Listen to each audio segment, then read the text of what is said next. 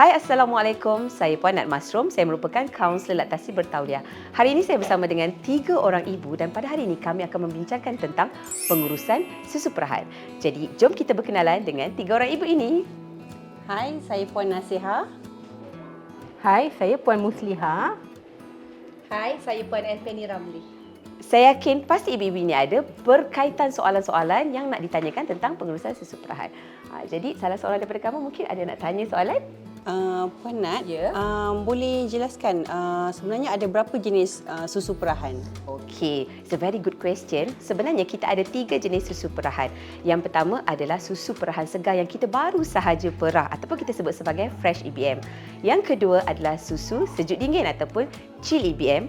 Dan yang ketiga adalah frozen EBM ataupun susu sejuk beku yang diletakkan dalam peti ais beku untuk dibuat stok untuk satu tempoh yang lebih lama. So, soalan yang biasa kan, sebab saya pun ada keraguan tu, boleh tak kita nak campur susu yang kita baru perah lepas tu dengan susu yang dekat dalam peti tu? Macam mana kita Okey, sebaik-baiknya adalah kita samakan dahulu suhu susu yang kita baru perah dengan yang dalam peti ais tu. So bagaimana? Susu yang kita baru perah ini kalau boleh kita letakkan dahulu dalam peti ais, dah sama sejuk, barulah keduanya kita akan campurkan. Ini adalah penting untuk kita menjaga suhu susu tersebut dan paling penting adalah untuk menjaga nutrisi susu perahan. Hari lain-lain boleh ke? Hari lain-lain boleh juga tapi adalah sangat digalakkan kalau kita campurkan dalam tempoh 24 jam yang pertama sahaja. Okey Puan Nat, saya sebenarnya first time mom. Jadi banyaklah persoalan saya nak tanya ni. Nanti kalau saya dah bersalin, boleh tak saya mengepam masa pantang? Persoalan ni kerap kali diajukan sebab ramai ibu-ibu yang selalunya mengalami masalah bengkak susu, kan susu asyik mengalir keluar dan sampai mereka jadi tak selesa. Bukanlah tak boleh. Jika ada keperluan, contohnya bayi Puan Musliha ada keperluan untuk ditahan di ward, okey, Puan Mus kena memerah susu. Tetapi jika tidak ada keperluan dan Puan Musliha memang bersama dengan bayi Puan Musliha, jadi Puan Musliha lebih fokuskan kepada penyusuan secara terus. Bukan apa, kita bimbang nanti bila Puan Mus pam susu dalam pantang, kemudian dalam masa yang sama pula nak menyusukan bayi, masa tak terus, kita jadi stres dan paling kita risau oversupply yang tidak terkawal. Susu berlebihan, Puan Mus nak pam susu, nak jaga baby, tak tahu nak buat yang mana satu. Bukan kata tak boleh, jika ada keperluan, boleh je Puan Mus nak pam bila perlu. Puan Nat, kalau lepas bersalin nanti, biasanya bila yang sesuai untuk kita mulakan mengepam susu untuk ibu bekerja? Faham. So kebiasaannya kita sangat galakkan untuk 30 hari yang pertama ataupun dalam tempoh berpantang ini untuk ibu membiasakan diri dengan penyusuan secara terus. Bukan apa, kadang-kadang ibu ini dia ada salah tanggap. Bila baby menangis je tak cukup susu. Baby menangis je tak cukup susu. Dan kalau waktu tu ibu sibuk nak kumpul stok susu perahan, dalam masa yang sama nak menguruskan bayi yang menangis je ibu tak faham, jadi ibu akan keliru. Dan inilah yang akan menyebabkan ramai ibu-ibu kurang motivasi nak meneruskan penyusuan.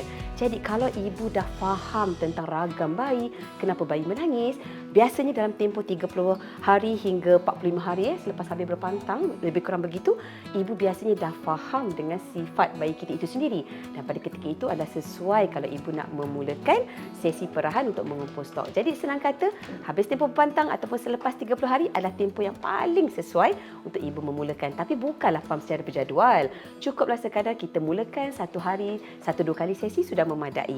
Nanti lama-kelamaan jangan terkejut tahu kalau masa tu kita dapat susu sikit je. Normal sahaja sebab bayi kita kan menyusu secara terus. Lepas tu susu akan meningkat sendiri mengikut demand yang kita hasilkan iaitu melalui sesi perahan dan dalam masa yang sama kita teruskan penyusuan secara terus. Jadi insya-Allah cukup je untuk Puan Nasiha nanti dalam masa tempoh 1-2 bulan nak kembali bekerja tu untuk kumpul stok susu perahan. Terima kasih Puan Nat. Ya, boleh je. Okey, ada soalan lagi? Puan Nat, saya masih keliru lah. Okey. Kalau susu yang saya perah tu, dekat peti bawah tu boleh tahan 1 hari ke, 2 hari ke. Lepas tu yang dekat beku tu, ada yang cakap boleh tahan 3 bulan, 6 bulan, setahun. So, cuba Puan Nat explain, mungkin kita boleh lebih faham cara nak simpan tu. Okey, kita perlu ketahui ada berapa jenis peti ais sebenarnya ada dekat rumah kita. So sebenarnya ada 3 peti ais lah. Biasanya peti ais 1 pintu, peti ais 2 pintu dan satu lagi deep freezer yang biasa macam kita lihat orang simpan susu beku daging, lepas tu simpan aiskrim tu kan. Kalau Alpen ni kat rumah peti ais macam mana?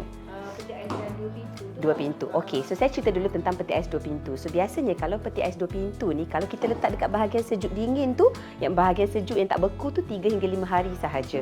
Okey, kita tak galakkan letak dekat bahagian pintu sebab dekat situ suhu tak stabil. Kalau dekat bahagian beku lebih kurang 3 bulan. Tapi kalau dekat rumah sebahagian ibu ada peti ais 1 pintu, kalau peti ais 1 pintu tu bahagian beku dia 3 bulan. Dan kalau deep freezer biasanya 6 bulan tempoh maksimum. Harap menjawab soalan Anthony. Okey.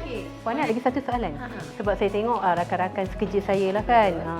Dia orang ada bercerita lah sikit-sikit. Cuma saya nak tahu lebih lanjut macam mana cara untuk saya simpan susu. Adakah perlu masukkan setiap botol ikut per feeding baby? Perlu tulis kat botol ke, dekat penutup botol ke? Boleh tak Puan Nat explain lebih sikit? Sebenarnya adalah sangat-sangat penting untuk kita memastikan tempoh hayat susu perahan tu dicatat. Apatah lagi bila kita nak hantar kepada pengasuh. Kalau macam Puan Musliha, letakkan susu dalam storage bag, iaitu plastik bag khas untuk susu ibu. Jadi biasa kita galakkan tulis nama anak, bila kita memerah, tarikh, hari dan jumlah ounce. Okey, berapa kita dapat kumpulkan. Dan itu adalah penting sebenarnya untuk kita tahu berapa tempoh hayat yang mungkin susu tu akan luput tak lama lagi. Dan bila kita nak hantar pada pengasuh, bila kita letakkan dalam storage botol, kita galakkan untuk letak berapa amount bayi tu minum satu sesi. Contoh kalau bayi tu minum 2 ounce, kita letak 2 ounce saja. Dan sebenarnya untuk pengasuh ni tidaklah begitu rumit kita nak tulis semua detail. Cukup sekadar kita yang menghantar ni tahu susu itu nombor 1, 2, 3, 4, 5, 6, 7, 8 tu ada susu yang jenis bagaimana. Jadi cukuplah Puan Mus sahaja yang label dan Puan Mus tahu nombor 1 hingga 8 tu susu apa, bila tempoh perahan, bila tarikh luputnya. Itu sudah memadai. Terima kasih Puan Nat. Okey, itulah antara pengurusan susu perahan yang ibu-ibu perlu tahu berkaitan dengan bagaimana untuk mengumpul stok susu perahan, tempoh hayat dan sebagainya. Ini adalah topik yang sangat penting untuk kita menjaga kualiti dan nutrisi susu perahan bagi keselamatan ibu dan bayi.